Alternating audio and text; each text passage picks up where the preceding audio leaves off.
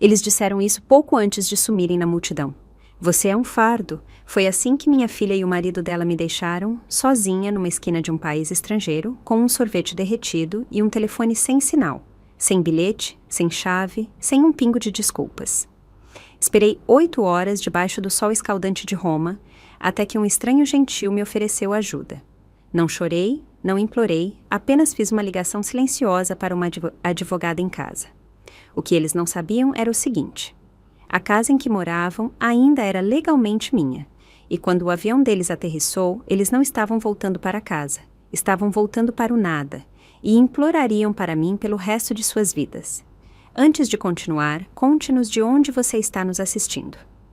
Durante 40 anos, trabalhei atrás do balcão da agência de viagens Morais e Associados, organizando sonhos alheios enquanto os meus próprios se desfaziam como fumaça. Toda manhã, às 7 em ponto, eu abria o escritório com meu café numa caneca lascada que dizia "Melhor mãe do mundo". Um presente da Emília de quando ela tinha 8 anos e ainda acreditava que eu era. Depois que o Ricardo morreu, cada centavo que eu ganhava era dividido em 3 partes: sobrevivência, economias para a Emília e uma pequena lata de café pilão, onde eu guardava moedas para um dia. Esse um dia nunca chegou. Em vez disso, vieram as contas médicas da Emília, as parcelas do carro, a entrada para a casa dela, os uniformes escolares dos netos, R$ 5.000 para o casamento dela, 20.000 quando o Daniel perdeu o emprego. Minha lata de café esvaziava tão rápido quanto enchia. Lembro da noite em que a Emília me ligou chorando porque eles não podiam pagar as férias que tinham prometido a Olívia e ao João. As crianças merecem ver o mundo, mãe, ela choramingou. Não como nós, que nunca fomos a lugar nenhum. Eu não a lembrei que queria ver Roma desde os 20 anos, que colecionava cartões postais da Fontana de Trevi por décadas. Em vez disso, saquei os últimos R$ 8.000 da minha conta de aposentadoria. É perfeito, mãe, a Emília me disse quando entreguei as passagens de avião. Vai ser como nos filmes, mas quando ela me abraçou, os braços dela pareciam ocos, como se estivesse abraçando uma obrigação. O aeroporto de Guarulhos fervilhava com a energia familiar do verão. Famílias carregadas de malas, crianças correndo entre as filas de assentos. O aroma de café e pão de queijo misturando-se com o de combustível de avião. Fiquei de pé junto ao portão de embarque, segurando minha bolsa surrada contra meu peito enquanto observava a Emília organizar os documentos da família com aquela eficiência nervosa que ela herdara de mim. Vovó, por que você trouxe essa coisa tão feia?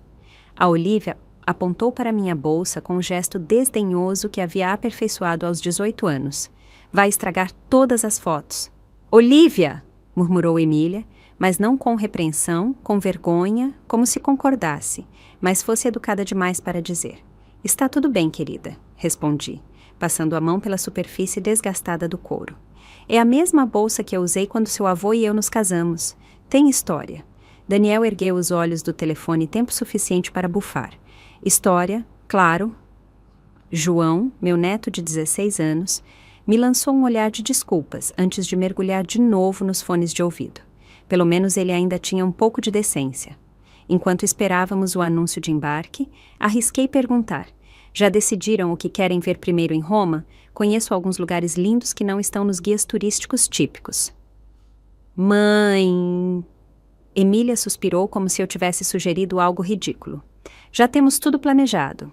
Daniel baixou um aplicativo muito bom, acrescentou Daniel sem tirar os olhos da tela, com avaliações reais de pessoas que sabem do que estão falando, não como uma antiga agente de viagens que passou décadas estudando cada canto da Itália. Aparentemente. Eu sorri e assenti, engolindo as palavras que queriam sair. Havia sonhado com este momento. Caminhar pelo Coliseu com meus netos, contar-lhes as histórias que havia lido em livros empoeirados, compartilhar finalmente o mundo que havia conhecido apenas através de folhetos e fantasias. Voo 447 com destino a Roma, agora embarcando por zonas. Emília se ergueu, transformando-se instantaneamente na diretora de operações familiares. Muito bem, pessoal. Olívia, guarde o telefone. João, tire os fones. Daniel, você está com os passaportes?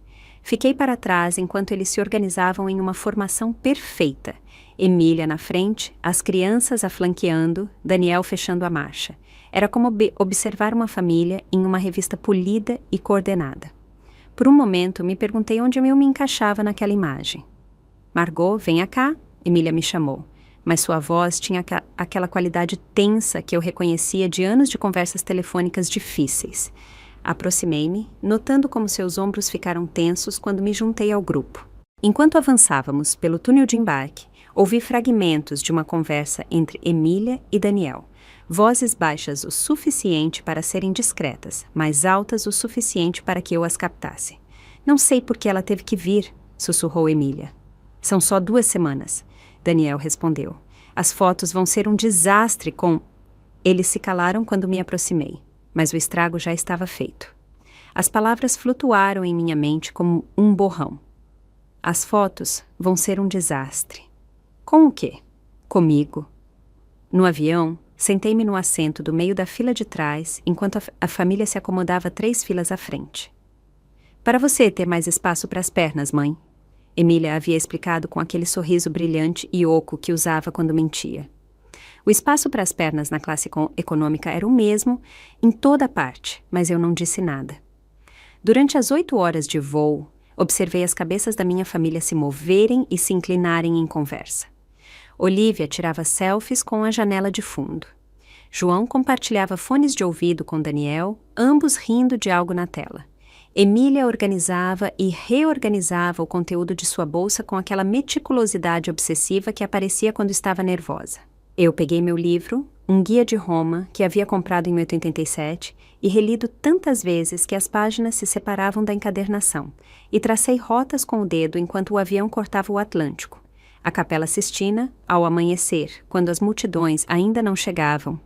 O Trastevere, ao entardecer, quando as ruas de paralelepípedos brilhavam douradas.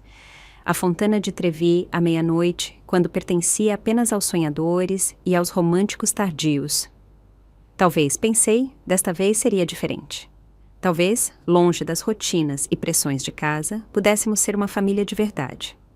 Talvez Emília se lembrasse porque queria que eu viesse. Quando o piloto anunciou nossa descida para Roma, senti uma mistura estranha de antecipação e apreensão. Pela janela, a cidade eterna se estendia como um mapa desdobrado, antiga e dourada sob o sol da manhã. 46 anos depois de ter sonhado com este momento, finalmente estava aqui. Eu não sabia então que em 3 dias estaria parada sozinha em uma esquina romana, segurando um sorvete derretido e me perguntando como o amor de uma mãe podia se tornar tão facilmente um fardo. O avião tocou o solo com um solavanco suave, e Emília se virou para mim pela primeira vez em horas. Bem-vinda a Roma, mãe, ela disse. E por um momento seu sorriso pareceu genuíno. Eu deveria saber que os sorrisos mais perigosos são os que parecem reais. Levaram muito tempo para contar e preparar esta história. Então, se você está gostando, por favor, se inscreva em nosso canal. Isso significa muito para nós. Agora, voltemos à história. O sorriso de Emília desapareceu assim que saímos do aeroporto. A realidade de Roma, o calor, as multidões, o caos do trânsito, pareceu atingi-la como um tapa. Enquanto esperávamos o táxi, a vi revisar obsessivamente o telefone, comparando as fotos que havia tirado no aeroporto com algum padrão invisível em sua mente. O filtro do Instagram não vai consertar isso, ela murmurou, olhando para uma selfie de família onde eu aparecia ao fundo sorrindo. Os primeiros 2 dias foram uma dança cuidadosa de inclusão superficial e exclusão sutil. Durante o café da manhã no hotel, Emília organizava as cadeiras de forma que eu ficasse ligeiramente separada do grupo principal. No Coliseu, quando tentei compartilhar uma história sobre os gladiadores que havia lido em meu guia, Daniel me interrompeu para mostrar um vídeo do TikTok sobre o mesmo tema. É mais divertido que livros velhos, não é? Ele disse, e todos riram, menos eu. João me lançou outro de seus olhares de desculpas, mas não disse nada. Aos 16 anos, ele já havia aprendido que a lealdade familiar tinha um preço. O 3º dia amanheceu sufocante. Roma em julho era um forno, e entre as 11 da manhã, quando chegamos à escadaria de Espanha, o ar vibrava com o calor. As multidões se moviam como rios humanos, turistas com câmeras e vendedores ambulantes gritando em 6 idiomas diferentes. Podemos tirar as fotos de família agora? Emília perguntou, pegando o telefone. A luz está perfeita. Eles se posicionaram automaticamente. Emília e Daniel no centro, Olivia e João dos lados. Eu fiquei parada a alguns metros de distância, esperando ser incluída. Mãe, você pode tirar a foto? Emília me estendeu o telefone. Claro, a fotógrafa da família, nunca a família fotografada. Tirei uma dúzia de fotos de diferentes ângulos enquanto eles posavam com sorrisos que pareciam mais ensaiados a cada clique. Quando terminei, Emília revisou cada imagem com a concentração de um editor profissional. Perfeito, ela murmurou. Finalmente temos fotos que podemos usar. E agora uma com a vovó, sugeriu João, o único que parecia se lembrar de que eu existia. Emília hesitou. Seu sorriso vacilou por um segundo antes de se recompor. Claro, claro, uma rápida. Juntei-me ao grupo, sentindo imediatamente como eles se ajeitavam para abrir espaço, mas mantendo aquela rigidez que sugeria que minha presença alterava sua geometria perfeita. Um turista gentil se ofereceu para tirar a foto. Sorriam, gritou o homem, mas quando olhei para Emília, vi que seu sorriso não chegava aos olhos. Era a mesma expressão que ela usara no funeral de Ricardo, apropriada para a ocasião, mas vazia de sentimento real. Depois das fotos, Emília anunciou que precisava de sorvete. Encontramos uma sorveteria pitoresca em uma rua lateral, onde me ofereci para pagar por todos. Um gesto automático depois de décadas, sendo a carteira da família. Pistache, pedi, lembrando como Ricardo sempre dizia que queria provar o sorvete de pistache autêntico na Itália algum dia. Enquanto esperávamos nossos pedidos, notei como Emília e Daniel trocavam olhares. Não os olhares carinhosos de um casal, mas algo mais conspiratório, mais urgente. Está muito quente, Emília disse, gabanando-se com um guardanapo. Por que não nos separamos por um tempo? As crianças e eu podemos ir às compras e vocês dois. Ela olhou para mim e depois para Daniel. Podem procurar um lugar com sombra para descansar. Na verdade, Daniel interrompeu, acho que vou com vocês. Margot, você se importa de esperar aqui? Podemos nos encontrar mais tarde. Algo frio se instalou em meu estômago, mas assenti. Claro, onde nos encontramos? A gente te manda uma mensagem, Emília disse rapidamente, quando soubermos onde vamos estar. Eles me entregaram meu sorvete de pistache e se foram, desaparecendo na multidão com uma rapidez que parecia ensaiada. Fiquei parada na calçada, segurando meu cone e me perguntando por que me sentia como se tivesse acabado de ser demitida de um emprego. 1 hora se passou, 2. O sorvete derreteu e o joguei em uma lixeira. Revirei meu telefone obsessivamente, mas nenhuma mensagem chegava. Tentei ligar para Emília, mas a chamada foi direto para a caixa postal. O sol se moveu pelo céu, as sombras mudaram de direção, e eu continuava parada na mesma esquina como um poste de luz humano. Os turistas passavam por mim, alguns me lançando olhares curiosos. Uma mulher mais velha, sozinha, claramente perdida. Às 4 da tarde, finalmente, chegou uma mensagem. Li 3 vezes antes que as palavras realmente afundassem em minha consciência. Volte para o hotel. Você é um fardo. Era tudo. Nenhuma explicação, nenhuma desculpa, nenhuma indicação de onde tinham ido ou quando voltariam. Apenas aquelas 5 palavras que cortaram mais fundo do que qualquer insulto direto. Fiquei olhando para a tela até que ela se apagou automaticamente. Meu reflexo fantasmagórico sobreposto à mensagem. Um fardo. Depois de 43 anos trabalhando para sustentá-los, depois de esvaziar minhas economias para lhes dar esta viagem, depois de criar seus filhos quando eles precisavam de tempo para se encontrar, eu era um fardo. Tentei encontrar o caminho de volta para o hotel, mas as ruas de Roma haviam se transformado em um labirinto. Cada beco parecia igual. Cada fonte parecia a mesma. Meu telefone não tinha sinal e, quando finalmente encontrei, descobri que não tinha dados internacionais configurados. Por volta das 6, eu estava sentada em um café perto da Fontana di Trevi, o mesmo lugar que havia sonhado em visitar por décadas. Mas, em vez de fazer um desejo e jogar uma moeda, estava chorando silenciosamente em um guardanapo de papel, enquanto o garçom me lançava olhares compassivos. Senhora, Um homem de meia-idade com avental manchado de café se aproximou. Está tudo bem? Não falo muito italiano. Admiti em inglês quebrado. Ah, inglês, sem problema. Seu sorriso era genuíno, sem a impaciência que eu havia visto em tantos rostos naquele dia. Sou o Luca, posso ajudar? E foi assim que contei a um estranho o que não podia contar a mim mesma, que minha própria família havia me abandonado em uma cidade estrangeira, que me chamaram de fardo, que estava perdida de mais maneiras do que podia contar. Luca ouviu sem interromper, assentindo de vez em quando, seus olhos castanhos cheios de uma compreensão que eu não esperava encontrar a milhares de quilômetros de casa. Minha nona sempre dizia que família não se define por sangue. Ele finalmente disse. Define-se por quem fica quando as coisas ficam difíceis. Olhei para uma fonte, onde os turistas riam e tiravam fotos, jogando moedas e fazendo desejos que talvez se tornassem realidade. Pela primeira vez em minha vida, considerei a possibilidade de que talvez, só talvez, eu estivesse investindo meu amor nas pessoas erradas.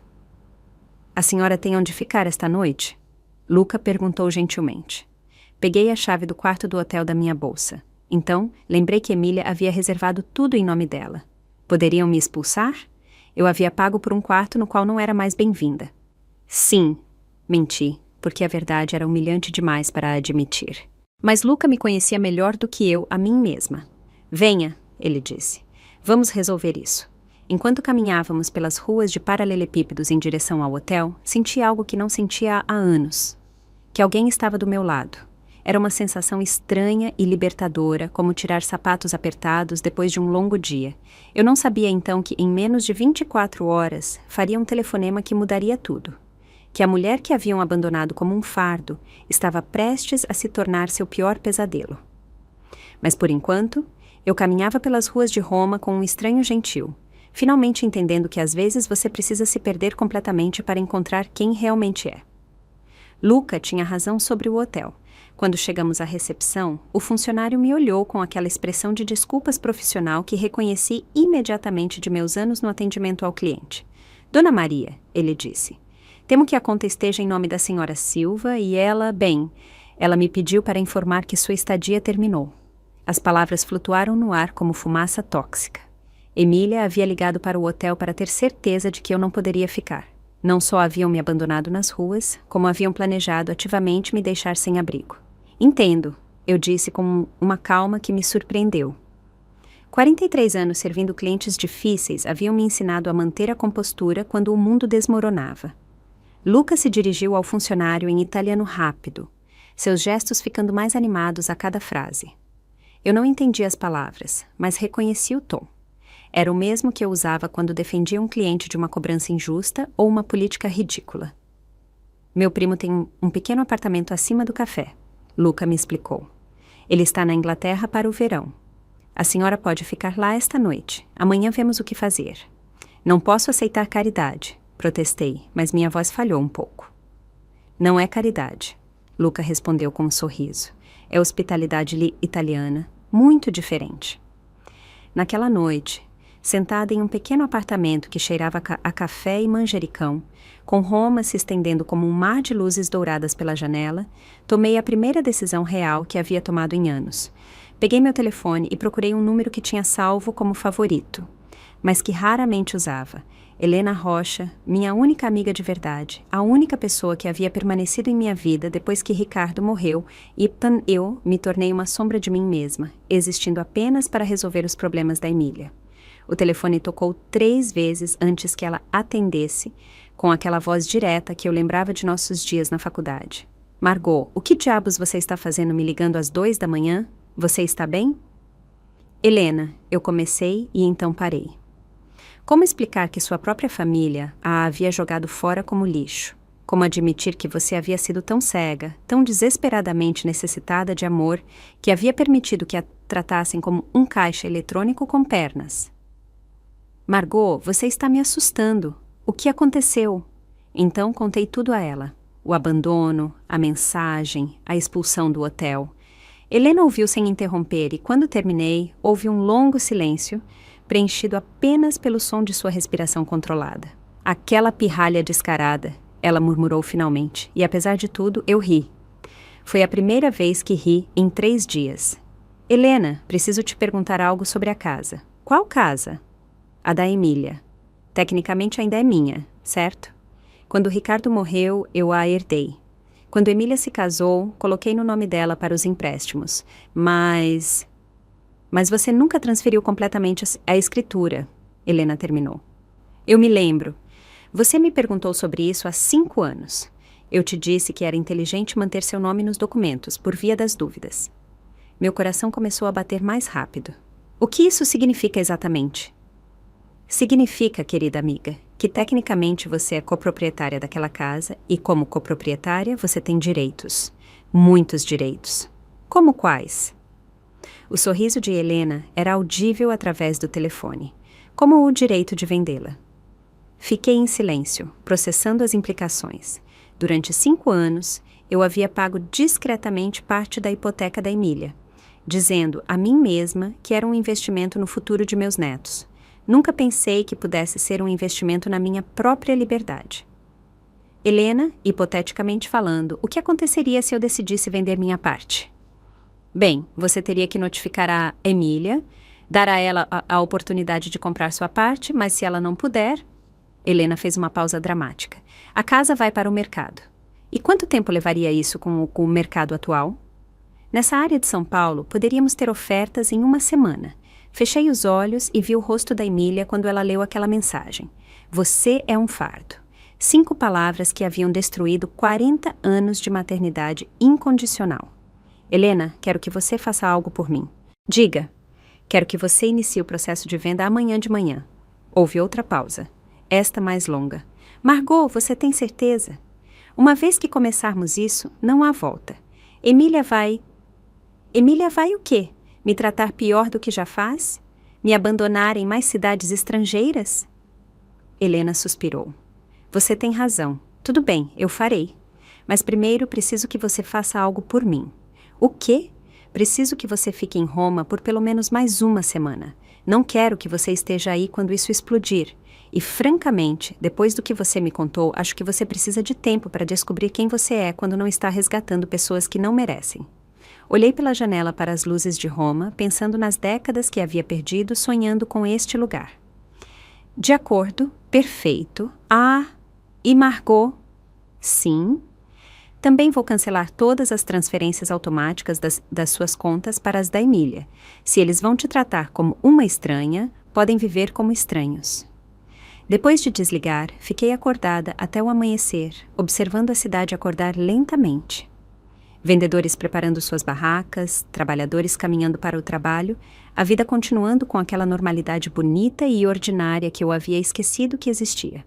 Pela primeira vez em anos, não pensei no que Emília precisava ou em como eu poderia resolver o último problema de Daniel, ou se eu tinha dinheiro suficiente economizado para a próxima crise familiar. Em vez disso, pensei em mim. Quando foi a última vez que fiz algo só porque queria? Quando tomei uma decisão sem considerar primeiro como isso afetaria a Emília? Não conseguia me lembrar, e isso, mais do que qualquer outra coisa, me convenceu de que estava tomando a decisão certa. Às 8 da manhã, Luca bateu suavemente na porta com café e cornete, frescos. Como dormiu, senhora Margot? Margot? Eu o corrigi, e dormi melhor do que nos últimos anos. Bene, e quais são seus planos para hoje? Eu sorri, saboreando a sensação estranha e maravilhosa daquelas palavras. Meus planos. Não os planos da Emília, não o que a Emília precisava que eu fizesse, mas meus próprios planos. Acho, eu disse lentamente, que vou ver a Capela Sistina. Sempre quis vê-la quando houvesse menos gente. Ah, uma mulher com bom gosto. Conheço o guarda da entrada. Posso conseguir ingressos para amanhã cedo, antes que abram ao público. Você faria isso de verdade? Luca encolheu os ombros com aquela elegância casual que só os italianos conseguiam. Claro, amigos se ajudam. Amigos. Quando foi a última vez que alguém me chamou de amiga? Não como uma formalidade, mas como um fato simples e bonito. Enquanto Luca descia para preparar o café, recebi uma mensagem de Helena. Processo iniciado. A casa estará no mercado antes do fim de semana. Que Deus ajude a Emília. Recostei-me na cadeira e sorri. Em algum lugar sobre este Atlântico, minha família estava voando de volta para casa. Provavelmente rindo de como tinha sido fácil se livrar do velho fardo. Eles não tinham ideia de que o fardo que haviam descartado estava prestes a se tornar seu pior pesadelo. Enquanto eu tomava café da manhã com Cornette em um terraço romano, contemplando minha primeira manhã de liberdade em décadas, Emília estava descobrindo que o inferno tem um endereço postal em Brooklyn, São Paulo. Helena me ligou 3 dias depois. Sua voz, uma mistura de satisfação profissional e preocupação pessoal. Margot, você precisa saber o que está acontecendo aqui. Já há notícias. Oh, há notícias. Emília ligou para meu escritório 17 vezes desde ontem. Minha secretária finalmente teve que dizer a ela que, se ligasse mais uma vez sem agendamento, consideraríamos uma ordem de restrição. Imaginei a Emília, sempre tão controlada, perdendo a cabeça no escritório de Helena. Por alguma razão, a imagem não me causou a angústia que eu esperava. Em vez disso, senti algo que levei um momento para reconhecer, satisfação. O que aconteceu exatamente? Bem, eles chegaram do aeroporto ontem à tarde para encontrar avisos de venda colados na porta. Aparentemente, Daniel desmaiou, literalmente. Os vizinhos tiveram que ajudar a Emília a tirá-lo do gramado. Apesar de tudo, eu ri. Não pude evitar. Sério? Ele desmaiou? Como uma dama vitoriana? E isso não é o melhor. Quando a Emília tentou usar o cartão para comprar mantimentos ontem à noite, ele foi recusado. Todas as contas dela, os pagamentos automáticos que você configurou foram cancelados, é claro, mas aparentemente ela nunca se deu ao trabalho de aprender de onde o dinheiro realmente vinha. Você quer dizer que ela não sabia que eu pagava metade de suas despesas? Aparentemente, Daniel disse a ela que havia conseguido um trabalho de consultoria há 2 anos e usou seu dinheiro para manter a mentira de que estava contribuindo financeiramente. As peças começaram a se encaixar como um quebra-cabeça macabro. A confiança renovada de Daniel, sua atitude condescendente para comigo, a forma como Emília havia começado a me tratar como um estorvo em vez de um salva-vidas. Eles estavam vivendo com meu dinheiro enquanto se convenciam de que eu não servia para nada. Helena, há ofertas pela casa? 3, e é apenas o 2º dia no mercado. Uma está acima do preço de venda. Os compradores viram as fotos e querem fechar rápido. Quanto tempo lhes daríamos para que comprem minha parte? Eu já os notifiquei oficialmente. Eles têm 30 dias para conseguir financiamento para sua porcentagem, que com o valor atual do mercado são aproximadamente R$400 mil. Era mais dinheiro do que eu havia visto junto em minha vida, e Emília teria que conseguir isso em 1 mês, ou perder a casa que havia considerado sua por garantida. Eles não vão conseguir, certo? Não com o histórico de crédito de Daniel e sem seu apoio financeiro. Os bancos não estão mais emprestando como antes, especialmente não para um homem de 42 anos que está desempregado há 3 anos. Depois de desligar com Helena, saí para caminhar pelo Trastevere. As ruas de paralelepípedos brilhavam sob o sol da tarde, e parei em uma pequena igreja onde as velas cintilavam como estrelas caídas. Eu não havia orado realmente desde o funeral de Ricardo, mas naquele dia acendi uma vela e sussurrei uma oração que surpreendeu até a mim mesma. Não orei pelo perdão da Emília, ou pela reconciliação familiar, ou para que as coisas voltassem a ser como eram antes. Orei por força, pela força de me manter firme quando Emília finalmente entrasse em contato, porque eu sabia que ela o faria. A ligação chegou naquela noite, justo quando eu estava jantando massa ao pomodoro na pequena varanda de Luca. O telefone vibrou com tanta intensidade que quase caiu da mesa. Mãe! A voz de Emília soava destroçada, irreconhecível. Mãe, por favor, atenda o telefone. Deixei ir para a caixa postal. Então veio outra mensagem e outra. Mãe, não entendo o que está acontecendo. Helena diz que você vai vender a casa. Deve ser um erro. Mãe, por favor. As crianças estão confusas. Olivia está chorando. Você pode pelo menos nos explicar o que está acontecendo? Mãe, sei que você está zangada com o que aconteceu em Roma, mas isso é demais. Podemos conversar sobre isso como adultos. Aquela última mensagem me fez rir em voz alta. Adultos? Como se abandonar sua mãe de 73 anos em um país estrangeiro fosse comportamento de adultos. A quarta mensagem chegou 1 hora depois, e o tom havia mudado completamente. Margarida não era mais mãe. Preciso que você ligue para sua advogada e pare esta loucura imediatamente. Você não pode fazer isso. É a nossa casa. Nossos filhos cresceram aqui. Nossos filhos, não meus netos que eu havia ajudado a criar e sustentar. Nossos filhos, como se eu fosse uma estranha que havia entrado ilegalmente em sua vida perfeita. A quinta mensagem chegou à meia-noite. Está bem, Margarida? Sei que você provavelmente pensa que isso é algum tipo de vingança patética, mas você está machucando pessoas inocentes. Olivia tem que explicar para os amigos por que há placas de venda em sua casa. João não consegue dormir. Se você quer me punir, faça, mas não puna as crianças. As crianças. As mesmas crianças que haviam participado da minha humilhação em Roma.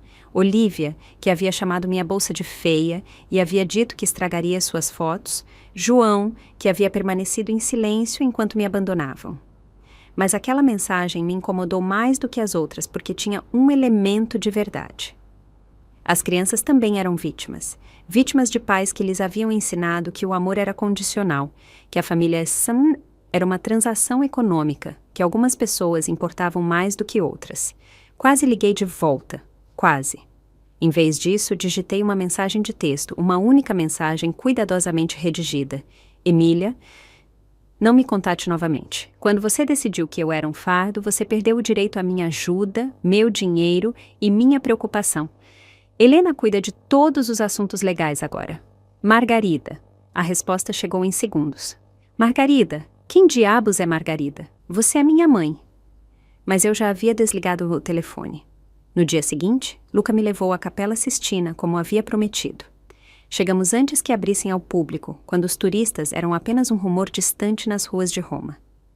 Na quietude sagrada daquela caverna extraordinária, cercada por séculos de arte e fé, olhei para o teto onde Michelangelo havia pintado a criação do mundo. É lindo, não é? Sussurrou Luca. Sim, respondi, mas não estava olhando apenas a arte. Estava pensando na criação em geral, em como às vezes você precisa destruir algo completamente para criar algo novo. Como até Deus havia tido que separar a luz da escuridão antes de poder fazer algo bonito. Meu telefone vibrou em minha bolsa. Outra mensagem de Emília, sem dúvida. Mas, pela primeira vez em 40 anos, não senti a compulsão automática de atender a sua chamada.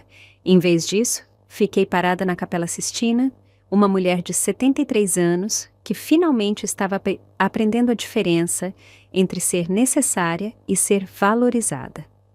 E pela primeira vez em décadas, gostei da mulher que estava conhecendo. 3 semanas depois da ligação desesperada de Emília, eu estava sentada em uma aula de italiano para estrangeiros em uma escola perto do Panteão, lutando com os verbos reflexivos e rindo dos meus próprios erros. Ao meu lado, uma mulher alemã de 60 anos chamada Greta conjugava verbos com a precisão de um metrônomo, enquanto um jovem australiano chamado Tom misturava italiano com inglês de forma que fazia rir até a professora. Margarida, molto bene, exclamou a senhora Benedetti, quando finalmente consegui formar uma frase completa sobre onde havia morado antes de Roma. Está progredindo rapidamente. Margarida. Não Margot, não mãe, não vovó, apenas Margarida, um nome que eu quase havia esquecido que me pertencia.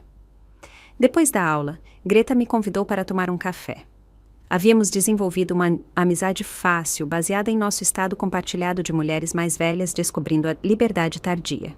Ela havia vendido sua casa em Munique, depois que seus filhos adultos lhe disseram que ela era muito velha para viver sozinha. Você soube de mais alguma coisa da sua família? Ela me perguntou enquanto esperávamos nossos cappuccinos. Helena me mantém informada, admiti. A casa foi vendida na semana passada. Emília e Daniel tiveram que se mudar para a casa da irmã dele. E como você se sente sobre isso? Era uma pergunta que eu havia me feito todas as manhãs ao acordar. No início, esperava sentir culpa, aquela culpa materna familiar que havia sido minha companheira constante por décadas. Mas quando buscava essa sensação familiar, encontrava apenas uma calma estranha e libertadora. Aliviada, eu disse finalmente. É terrível admitir, mas me sinto aliviada. Greta assentiu com compreensão. Quando meus filhos me disseram que eu tinha que vender minha casa e me mudar para uma residência para idosos, no início me senti traída. Mas agora, vendo minha vida aqui, percebo que eles me fizeram um favor. Me forçaram a descobrir quem eu era sem eles. Naquela tarde, caminhei até o pequeno apartamento que havia alugado com parte do dinheiro da venda da casa. Não era grande. Um quarto, uma cozinha pequena, uma varanda que dava para uma rua silenciosa no Trastevere. Mas era meu, completamente, absolutamente meu.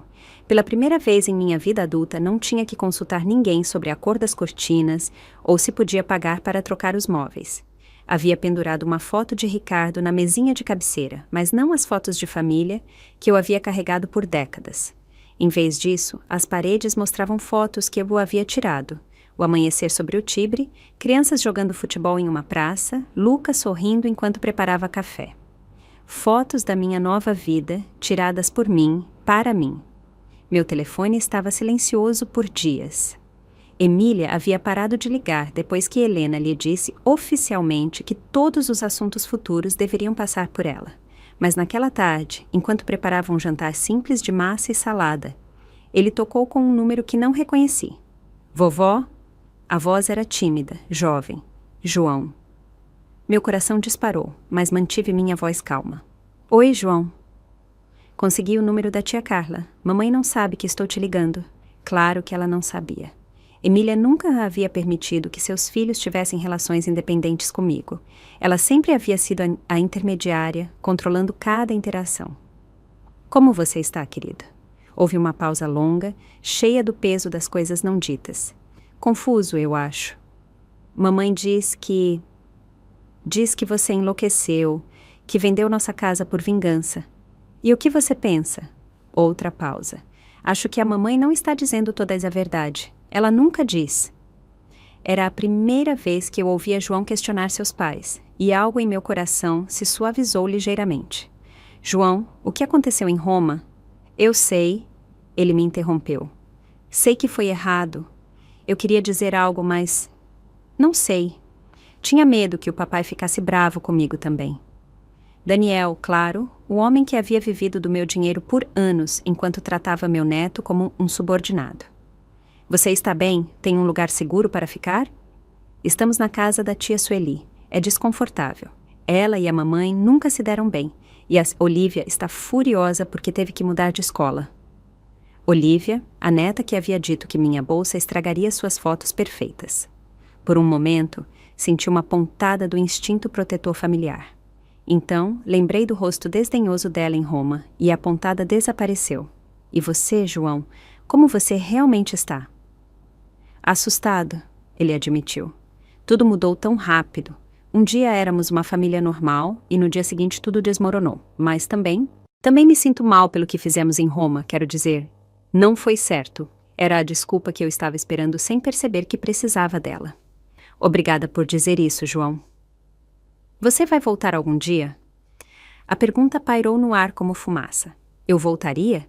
Por semanas eu havia vivido dia a dia, sem pensar além da minha próxima aula de italiano ou da minha próxima caminhada pelas ruas de paralelepípedos. Mas a pergunta de João me forçou a considerar o futuro. Não sei, eu disse, honestamente. Por enquanto, estou aprendendo a ser feliz aqui. Você é feliz? Era uma pergunta que ninguém me fazia há anos. Eu era feliz? Pensei nas minhas manhãs tomando café com Luca, minhas tardes no clube de fotografia que havia encontrado, minhas noites lendo na minha pequena varanda enquanto Roma se ajeitava para dormir ao meu redor. Sim, eu disse, surpresa com a certeza em minha voz. Acho que sou mais feliz do que fui em muito tempo. Que bom, disse João, e soou como se ele realmente sentisse. Vovó Margarida, me desculpe por tudo. Depois de desligar, fiquei na minha varanda, observando as luzes acenderem por toda essa cidade. Roma, à noite, era um museu vivo. Cada edifício uma história, cada rua um poema escrito em pedra e tempo. Pensei em João, provavelmente escondido em algum canto da casa da tia dele, arriscando a raiva dos pais apenas para se desculpar comigo. Era o primeiro sinal de que talvez nem tudo estivesse perdido. que talvez na próxima geração alguém tivesse aprendido a diferença entre amor e obrigação. Meu telefone vibrou com uma mensagem de texto. Obrigado por falar comigo. Vou te escrever uma carta de verdade em breve. Te amo, vovó. João. Eu sorri e guardei o telefone. Amanhã era meu aniversário, 74 anos, e pela primeira vez em décadas eu o celebraria como quisesse. Luke havia mencionado uma pequena tratoria familiar onde cantavam parabéns e serviam tiramisu caseiro. Greta e Tom haviam prometido me acompanhar. Uma celebração pequena, íntima, com pessoas que haviam me escolhido e que eu havia escolhido em troca. Não porque fosse seu dever familiar, mas porque realmente queriam estar ali. Enquanto me preparava para dormir, olhei a foto de Ricardo na minha mesinha de cabeceira. O que você acha, querido? Sussurrei. Está tudo bem eu ser feliz sem eles. O vento noturno moveu as cortinas e, por um momento, quase pude ouvir sua voz me dizendo o que ele tentava me dizer há anos. Que eu merecia ser amada por quem eu era, não pelo que podia dar. Pela primeira vez em décadas, adormeci sem me preocupar com ninguém além de mim mesma. E acordei sorrindo.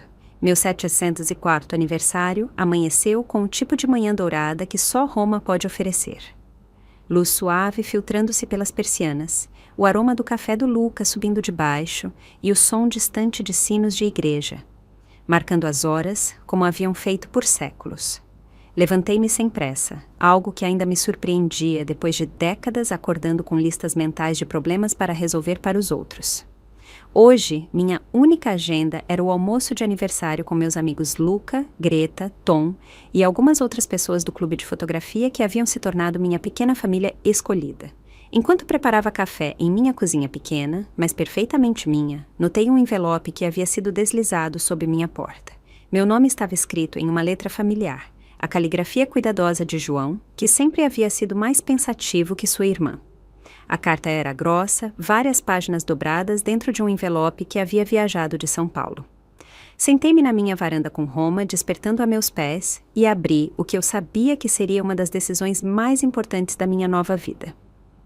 Querida vovó Margarida, não sei se devo te chamar de vovó, ou Margarida, ou Margot.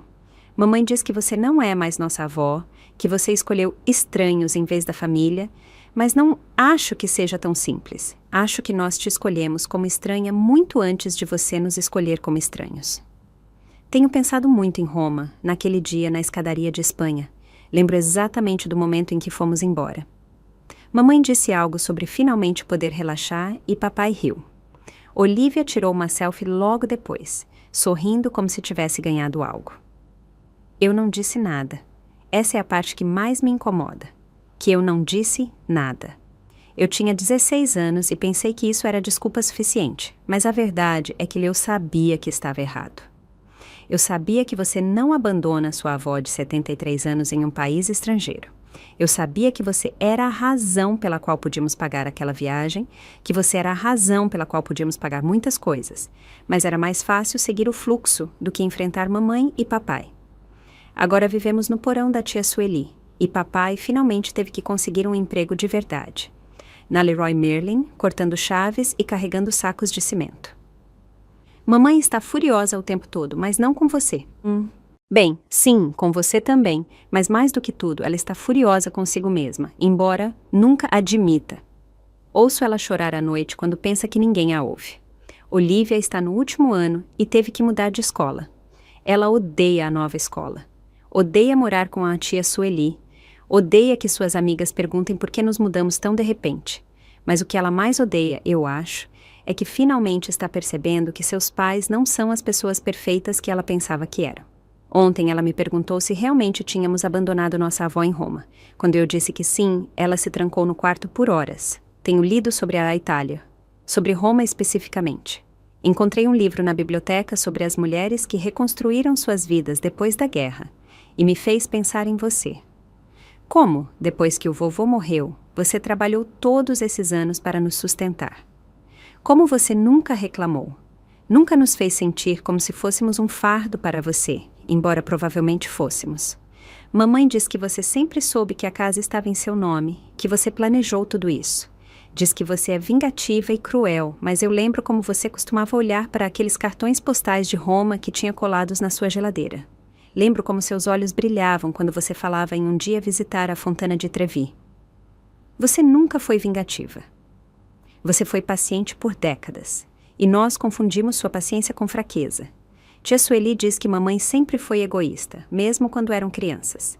Ela diz que mamãe esperava que todos girassem em torno dela, e quando não o faziam, ela fazia dramas até que o fizessem. Ela diz que você foi a única pessoa que nunca disse não para a mamãe e que isso a arruinou mais do que a ajudou. Não sei se você tem razão em não querer falar conosco.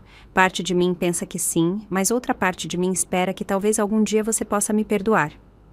Não a mamãe, ou o papai, ou mesmo a Olivia. Eles terão que ganhar seu próprio perdão. Mas a mim.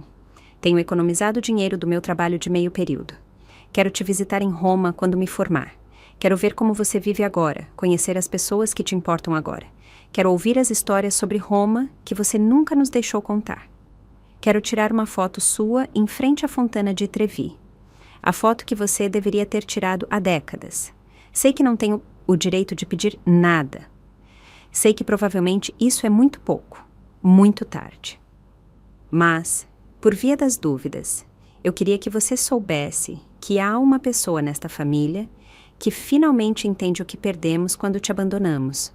E não foi uma casa ou dinheiro, foi você, a pessoa que nos amou incondicionalmente por anos e que merecia amor incondicional em troca. Se você decidir escrever de volta, ficaria muito feliz. Se não, eu entendo. Mas, de qualquer forma, quero que você saiba de uma coisa. Não te abandonamos porque você era um fardo. Te abandonamos porque éramos pequenos demais, egoístas demais, cegos demais para ver o presente que você era. Agora eu vejo. Tarde, mas vejo. Com amor, respeito e vergonha, João. PS. Incluí uma foto que encontrei nas coisas velhas da mamãe. É de você e do vovô na lua de mel. Pensei que talvez você gostaria de tê-la. Dentro do envelope havia uma foto em preto e branco que eu não via há anos. Ricardo e eu nas cataratas do Iguaçu, sorrindo como se tivéssemos todo o tempo do mundo. Eu tinha 23 anos, ele 25. Nossas vidas inteiras se estendiam diante de nós como um caminho dourado. Fiquei sentada na minha varanda por muito tempo, lendo a carta de João várias e várias vezes. Cada palavra era como uma pequena ponte estendida sobre o abismo que havia se aberto naquela tarde em Roma. Não era o suficiente para reparar todo o dano. Décadas de ser dada como certa não eram apagadas com uma carta, mas eram um começo. Mais importante ainda, era genuíno. Não era Emília tentando me manipular para que eu voltasse, ou Daniel justificando suas ações. Era um jovem de 16 anos assumindo a responsabilidade por suas escolhas e tentando entender como reparar o que havia sido quebrado. Meu telefone tocou. Luca! Feliz aniversário! Margarida! Pronta para o seu grande dia? Luca, eu disse lentamente. Posso te perguntar algo? Claro. Se alguém te machucasse profundamente, mas depois se desculpasse de verdade, não porque quisesse algo de você, mas porque realmente entendesse o que fez de errado, você daria outra chance? Houve uma pausa. Isso é sobre a carta que chegou esta manhã? Como você soube sobre a carta? Conheço esse olhar, minha querida. É o olhar de alguém que está decidindo entre o passado e o presente. Boas notícias ou más notícias? Complicadas. Ah, as melhores sempre são. Quer conversar sobre isso durante o almoço? Sim, eu gostaria. Naquele meio-dia, na pequena tratoria que Luca havia escolhido, meus amigos cantaram parabéns e me trouxeram tiramisu com uma vela. Greta me deu um lenço de seda que eu havia comprado no mercado. Tom me presenteou com um livro de poesia italiana. Luca me entregou uma pequena planta de manjericão para minha varanda, para que a senhora sempre tenha um pouco da Itália onde quer que vá. Ele disse com um sorriso. Quando lhes contei sobre a carta de João, todos ouviram com a atenção que só os verdadeiros amigos podem dar. O menino tem coragem, disse Greta finalmente. Admitir erros quando se é jovem é difícil. Os adultos na vida dele não foram bons exemplos. Mas você acredita nele? Perguntou Tom. Você acha que ele realmente mudou? Acho que ele está tentando mudar. eu disse, e acho que é tudo o que se pode pedir de alguém. E o que você vai fazer? Perguntou Luca. Olhei ao redor da mesa para essas pessoas que haviam se tornado minha família escolhida. Há 3 meses eu não conhecia nenhum deles.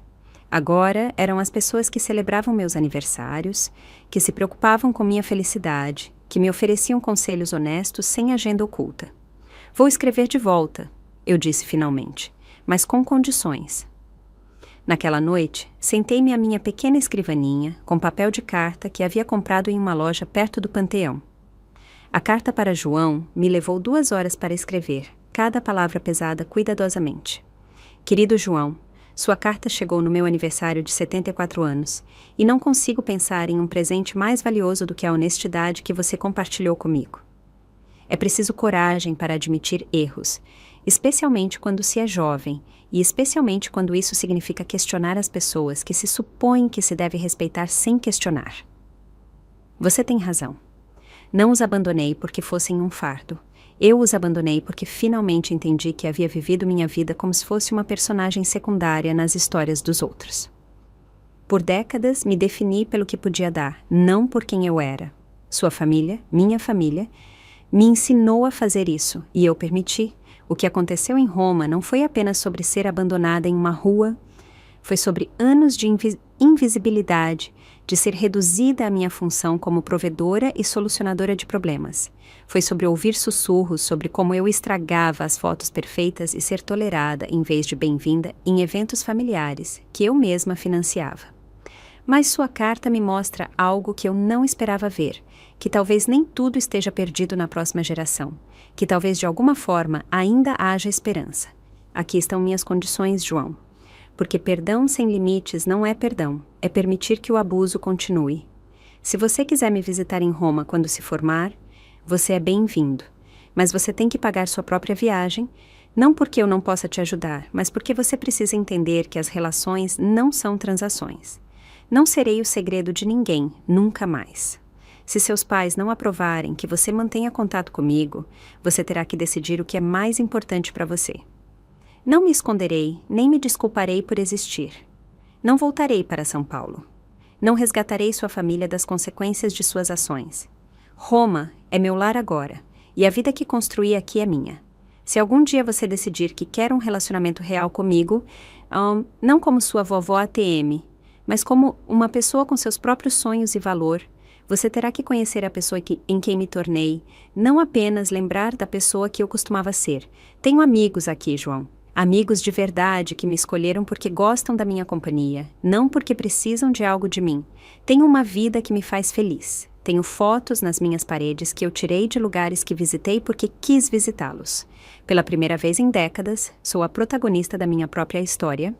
Se você puder respeitar isso, se puder ver a Margarida que sou agora, em vez de apenas a avó que você se lembra, então sim, podemos tentar reconstruir algo.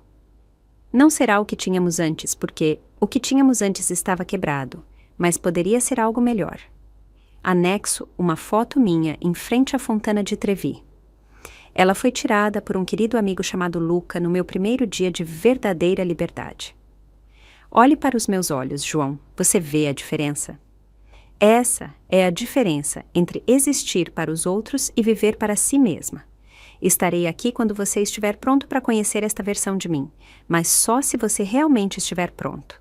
Com carinho cauteloso, mas genuíno, Margarida, sua avó, mas também muito mais do que isso. Reli a carta e a deixei na minha mesinha de cabeceira. A levaria ao correio amanhã, junto com a foto que havia pedido a Luca para tirar naquela manhã. Eu parada em frente à Fontana de Trevi, sorrindo não como a avó sacrificada que costumava ser, mas como a mulher completa que havia redescoberto. Meu telefone vibrou com uma mensagem de texto de um número que não reconheci. Mamãe diz que você é louca e que arruinou nossas vidas. Só queria que você soubesse que nem todos pensamos assim. Olivia. Era breve, quase brusca, muito típica da minha neta de 18 anos, mas era um começo. Outra pequena rachadura na parede de silêncio, que Emília havia tentado construir ao meu redor. Levantei-me e saí para a minha varanda, olhando para Roma à noite. Em algum lugar lá embaixo, turistas estavam fazendo desejos na Fontana de Trevi. Em São Paulo, minha antiga família estava aprendendo a viver com as consequências de suas ações. E aqui, no meu pequeno apartamento que cheirava a manjericão e café, eu estava escrevendo o próximo capítulo de uma história que finalmente era minha. Eu não sabia como essa história terminaria. Talvez, João, você viesse me visitar e construiríamos algo novo e bonito. Talvez Olivia aprendesse a valorizar os relacionamentos acima das aparências. Ou talvez não. Talvez eu vivesse o resto da minha vida sem eles, cercada de amigos escolhidos e aventuras autodirigidas. Mas pela primeira vez em 74 anos, o final da história dependia completamente de mim. E isso, mais do que qualquer reconciliação familiar, parecia a vitória mais doce de todas. Fiquei na varanda até que as luzes de Roma diminuíram e a cidade se acomodou para dormir. Amanhã haveria mais aulas de italiano, mais fotografias para tirar, mais momentos de liberdade para saborear e talvez, eventualmente, haveria uma carta de volta de São Paulo, uma carta que me ajudaria a decidir se o amor familiar podia ser reabilitado ou se algumas feridas eram profundas demais para cicatrizar completamente. Mas essa decisão seria para amanhã. Esta noite, adormeci como havia feito todas as noites durante 3 meses, como uma mulher livre em uma cama que havia escolhido, em uma cidade que me havia escolhido de volta, sorrindo com a satisfação profunda de alguém que finalmente havia aprendido a diferença entre ser necessária e ser valorizada.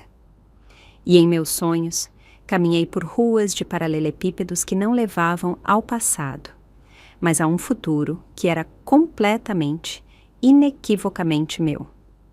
E chegamos ao fim de mais uma história da vida com o Vozes de Maria. O que essa história fez você sentir? E se fosse com você, o que teria feito? Me conta nos comentários, eu adoro ler o que vocês pensam. Se essa história tocou o seu coração, deixa o seu like e se inscreve no canal. E se você realmente quiser me apoiar, pode me enviar um super thanks. Esses gestos me ajudam muito a continuar trazendo essas histórias com muito amor e carinho para você. Na tela, você vai encontrar mais 2 histórias sinceras e profundas, que tocam o coração e nos ensinam lições valiosas sobre a vida. São histórias que emocionam, ensinam e fazem refletir. Obrigado por existir e por estar aqui comigo. Te espero na próxima história de vida aqui no Vozes de Maria.